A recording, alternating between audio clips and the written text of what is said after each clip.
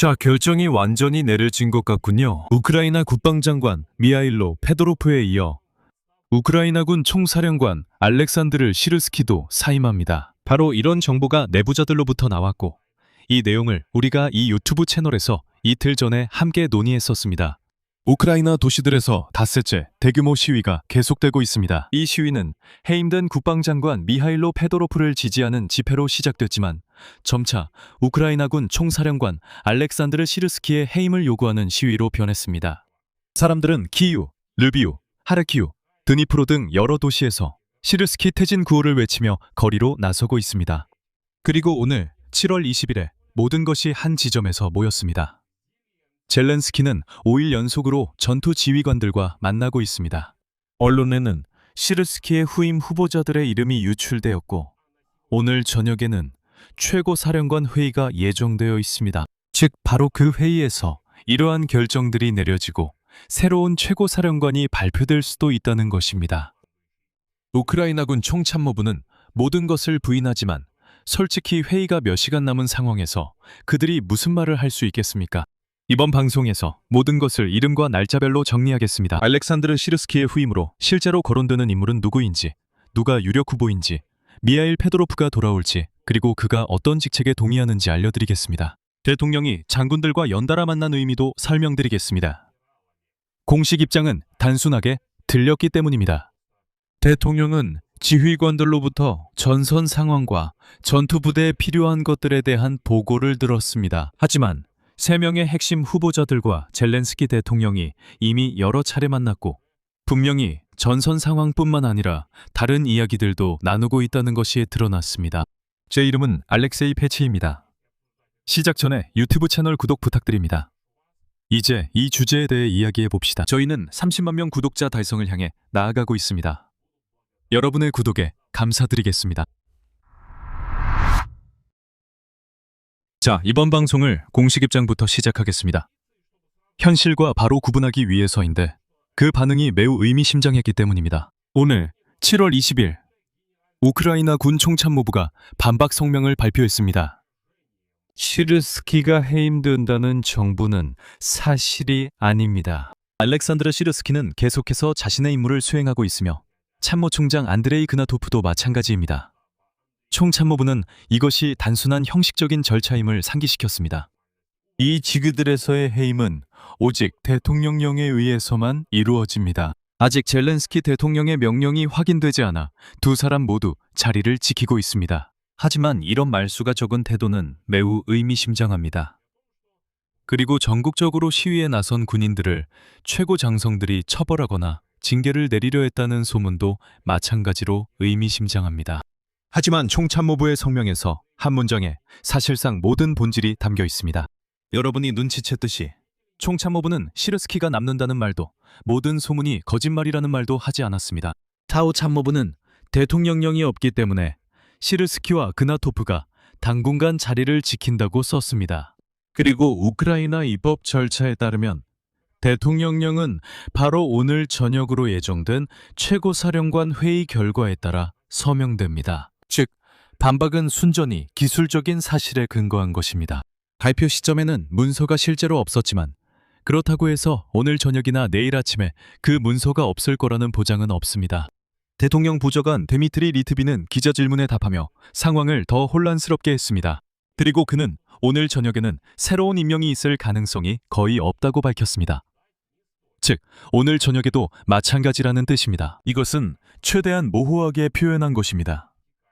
하지만 이 모호함은 양쪽 모두에서 움직일 수 있는 여지를 남기기 위한 것입니다.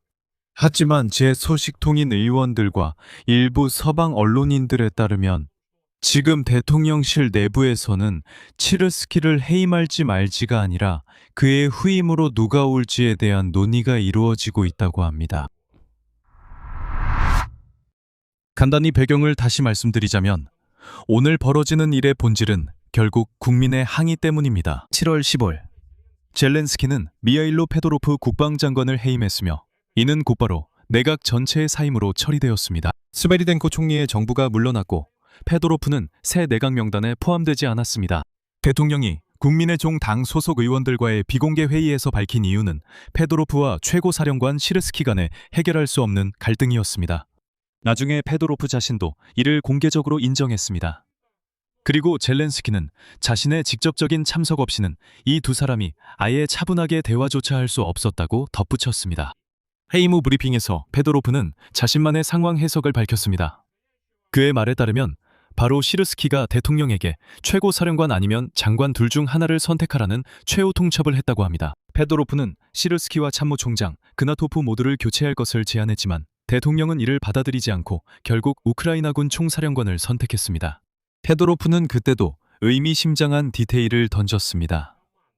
그의 말에 따르면 통합군 사령관 미하일 드로파티는 전선에서의 성과에도 불구하고 시르스키에게서 3번이나 징계를 받았다고 합니다. 그리고 이 드로파티를 기억해 두세요. 지금 그는 후보자 명단에 올라 있고 미하일 페도로프가 그를 언급한 것도 그냥이 아닙니다.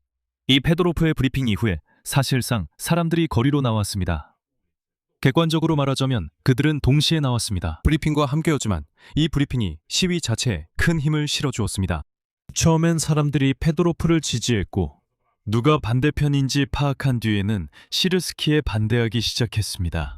그리고 이러한 거리 시위가 시르스키를 공개적으로 반대하는 캠페인으로 발전한 것이 아마도 젤렌스키가 총사령관 교체를 고민하게 만든 요인일 것입니다. 즉, 거리의 민심이 일주일 전 그의 결정을 뒤집은 셈입니다. 참고로 시르스키는 우크라이나와 서방 언론에서 오랫동안 도살자라는 거친 별명으로 불려왔습니다. 어떤 대가를 치르더라도 진지를 사수하려는 그의 고집 때문인데 비평가들은 이것이 병력의 큰 손실로 이어진다고 지적합니다.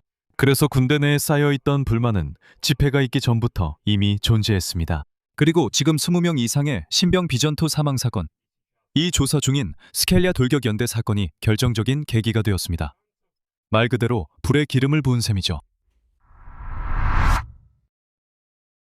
하지만 거리에선 시끄러운 시위가 벌어지는 동안 대통령실에서도 그에 못지않게 격렬한 논쟁과 협상이 이어지고 있었습니다. 그리고 이것이야말로 어떤 공식 발표보다도 젤렌스키 대통령의 의도를 가장 잘 드러냈습니다. 왜냐하면 공식적으로는 최종 대통령령에 서명이 되기 전까지는 시르스키의 해임에 대해 들을 수 없기 때문입니다. 젤렌스키는 며칠 연속으로 직접 전투 지휘관들과 만났습니다. 그리고 처음에 젤렌스키는 이렇게 설명했습니다. 즉, 지휘관들을 만나 그들의 의견을 듣기 위해서라고 말이죠. 전선의 상황과 우크라이나 군대의 각 부대가 무기, 보급 등과 관련해 무엇이 필요한지에 대해 듣기 위해서였습니다. 상황을 단순히 파악하기 위해서였습니다. 한편으로는 사실이지만 다른 한편으로는 이것이 단지 위장에 불과했습니다. 즉, 분명히 젤렌스키는 전선 상황에 대한 보고를 듣고 있었습니다. 하지만 이런 면담들의 주된 이유는 아니었습니다. 바로 이전 방송에서 말씀드렸듯이요. 그리고 이 주제에 대해 저는 7월 18일에 이미 말씀드렸습니다. 젤렌스키가 지휘관들과 만나는 것은 사실상 우크라이나군 총사령관의 새로운 후보를 살펴보는 자리였습니다.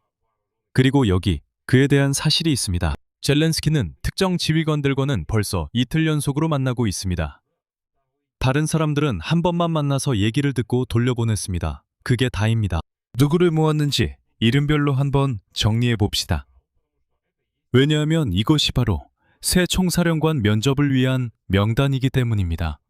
미하일 드로파티 소장, 우크라이나 합동군 사령관입니다.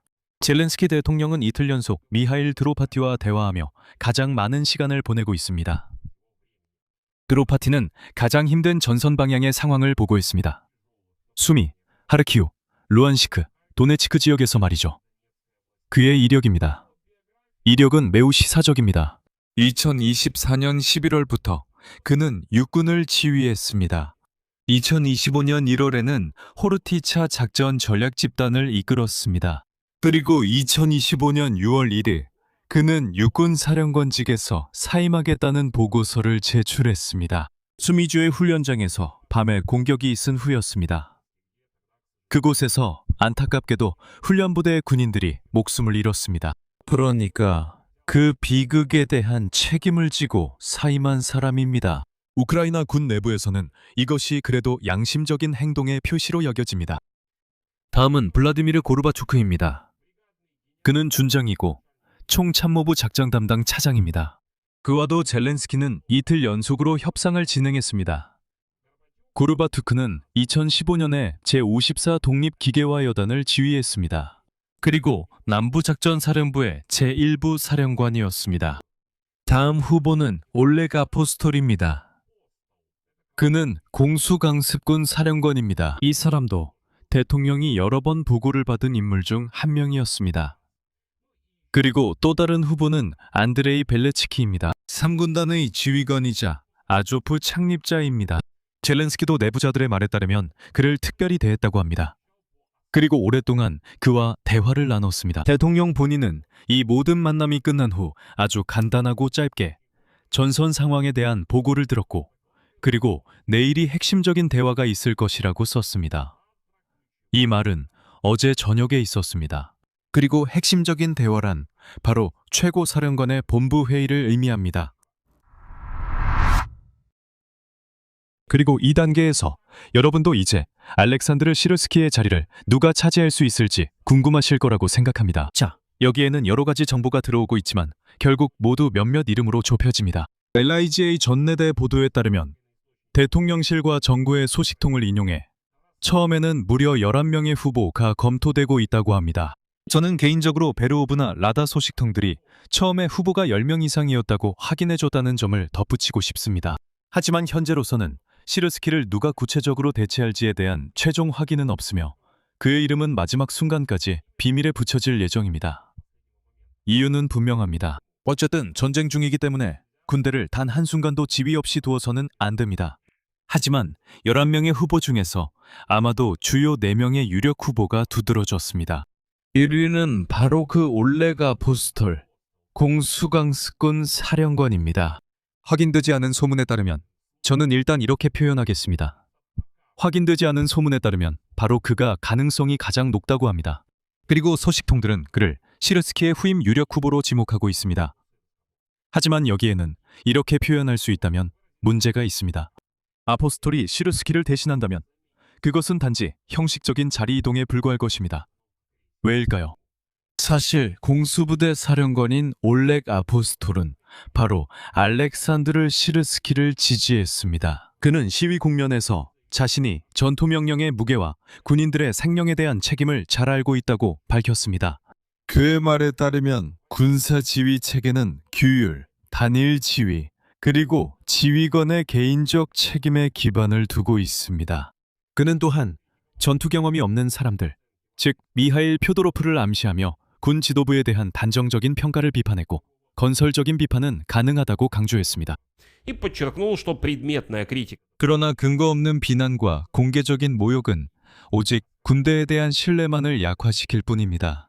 또한 아포스톨은 군인들에게 절대로 정치적 논쟁에 휘말리지 말고 이러한 시위에 참여하지 말 것을 촉구했습니다. 그리고 그는 군대가 과거에도 그랬고 지금도 정치와는 무관하다는 점을 강조했습니다. 다음 후보는 미하일 드로파티입니다. 그는 합동군 사령관입니다. 바로 그 사람이 대통령과 이틀 후에 대화를 나눴던 인물입니다. 그리고 미하일 페도로프가 시르스키의 이 세 차례 견책 이야기를 했던 에 관한 이야기를 했던 그 사람입니다. 리가 단넷 기준으로도 주요 후보 중 한 명입니다. 이건 완전히 다른 이야기입니다. 그리고 저는 이 사람이 반대 진영의 대표라고 말하고 싶습니다. 계속해서 안드레이 벨레츠키, 제3군단 사령관이자 아조프 창립자입니다. 인기 있는 인물인 것은 분명하지만 정치적으로는 부담이 큰 인물임을 말씀드려야겠습니다. 왜냐하면 그에게는 서방 파트너들과의 관계를 복잡하게 하거나 잠재적으로 복잡하게 만들 수 있는 배경이 있기 때문입니다. 무슨 뜻인지 설명드리겠습니다. 똑같이 폴란드인들은 계속해서 선동적으로 안드레이 벨레츠키가 아조프와 무서운 민족주의자들과 연관되어 있다고 상기시킬 수 있습니다. 그리고 그 밖에도 여러 가지가 있습니다. 즉, 지금은 폴란드인들이 분명히 이런 점에 주목하고 정치적 이득을 얻으려고 할 시기입니다. 그래서 이것이 대외적으로 일정한 문제가 될 수 있습니다.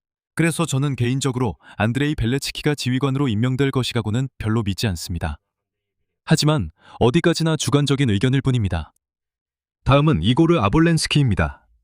그는 하르티아 국가방위군 군단의 사령관인 대령입니다. 그는 바로 그 새로운 세대의 지휘관을 대표하는 인물로 기술과 드론에 중점을 두고 있습니다. 바로 미하일 페도로프가 추진했던 철학과 동일합니다. 그리고 페도로프 자신도 그를 칭찬했습니다. 그리고 제가 이미 말씀드렸듯이 명단에는 고르바튜크도 등장합니다. 즉, 후보자들의 핵심은 새로운 세대의 군단 및 작전 그룹 지휘관들입니다. 9세대 장군들 계열이 아니라는 점이 중요합니다. 하지만 이것도 염두에 두는 것이 중요합니다. 새로운 총사령관의 이름은 공식적으로 발표되지 않았습니다. 현재 선발 과정이 진행 중이며 유력 후보는 아포스톨이라는 소문이 있지만 아직 확정된 것은 아닙니다. 아직 완전히 끝난, 완전히 해결된 일은 아닙니다.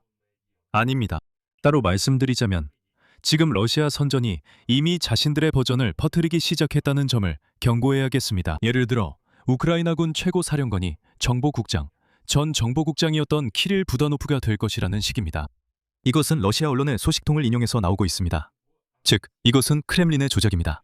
그리고 이것을 믿어서는 안 됩니다. 절대 안 됩니다. 부다노프는 현재 어떤 명단에도 포함되어 있지 않습니다.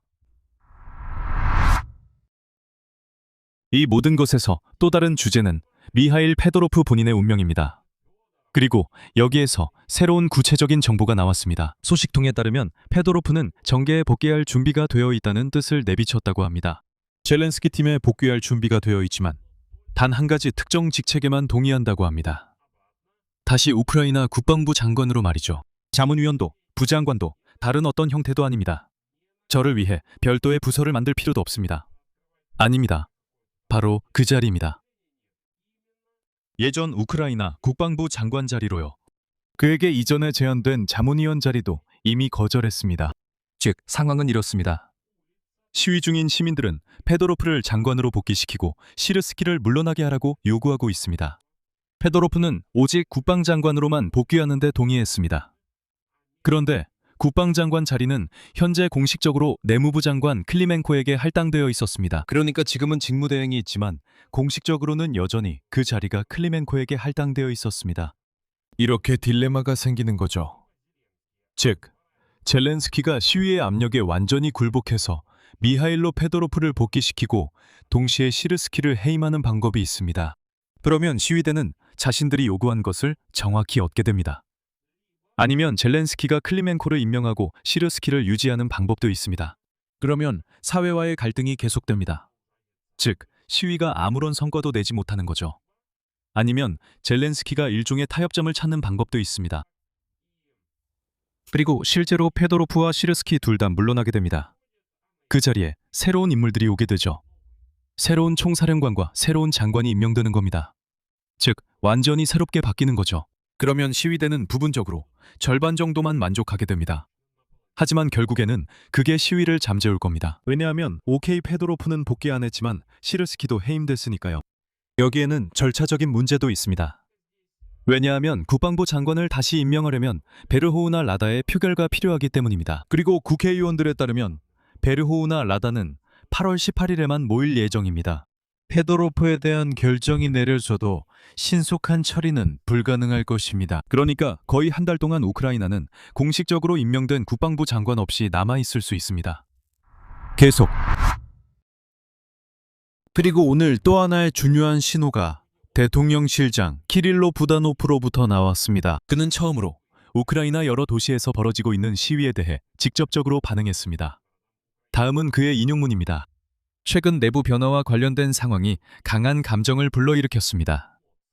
자신의 입장을 밝히는 사람들을 이해합니다. 무관심하지 않다는 것은 우리 국가를 그동안 지탱해온 힘입니다. 사회의 목소리는 들렸습니다. 그리고 일부 사람들은 이미 키릴 부다노프가 이런 식으로 시위가 효과를 내고 정부가 결정을 조정할 준비가 되어 있다는 암시를 준 것이라고 보고 있습니다. 하지만 처음부터 모든 게 계획됐을 수도 있습니다. 부다노프는 상황이 인용하자면 전문적으로, 건설적으로, 그리고 국가의 이익이 되도록 해결되고 있다고 덧붙였습니다.